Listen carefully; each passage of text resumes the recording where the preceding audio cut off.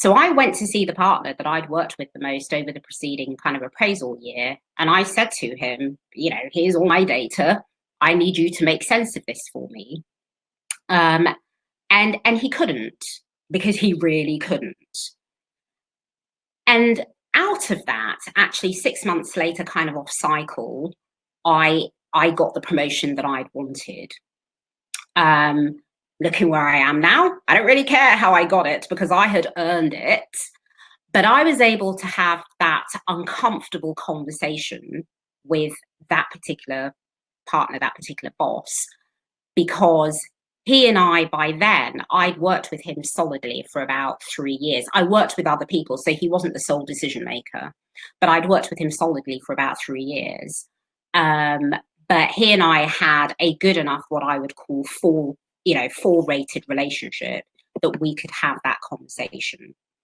So for me, advocacy, i.e. other people advocating for you, particularly when you're not in the room, is important, and it's relationships that create that.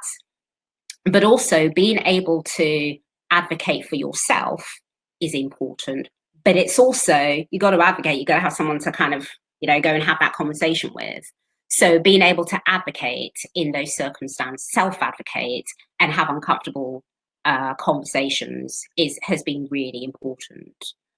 So, and in fact, when I think of that particular partner as Travis, my first sponsor, who was just a manager in his mid-20s, when he left the firm, that partner was the person who became my sponsor as I progressed through the firm. And the lovely thing was that when I made partner, he retired the year after. And in his leaving speech, he had me in an absolute mess, because he said that the two highlights of his career were being on the front page of the FT. And the other one was the day that, and I feel emotional in talking about it, but he said the day that I became partner, because he had worked with me from, not from my first year, but from then on in. He'd worked with me for about 11 years. So he was like a proud father. And that was a really, really nice thing to hear. So back when I had the uncomfortable conversation with him, we probably had a 4-rated relationship. By the time that he was retiring, it was definitely a 5-rated relationship. And the measure of my relationships with people like Travis and Martin is the fact that, I'm talking 25 years ago or 12 years ago or whatever, and I'm still in touch with them today, and still friends with them today, which I think is really important. And I say that to kind of illustrate what I mean.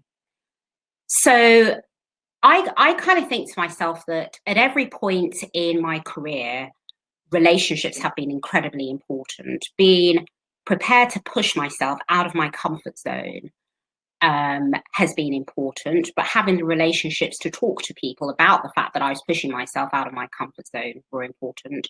Putting my hand up for things that made me uncomfortable was important. And for every progression, every promotion, those did not just happen to me. I didn't happen to be stood by where they kind of, then decided to promote me. I was very clear about what I wanted, what I felt I had done, and why I felt I deserved that promotion. But I didn't talk about it. Having learned the lesson from my first promotion, I didn't talk about it after the event. I was very, very clear about talking about it before, and being very clear with everybody around me as to what it was that I was trying to achieve. And again, it's difficult to have those conversations unless you've created the environment and the relationships to be able to have those conversations.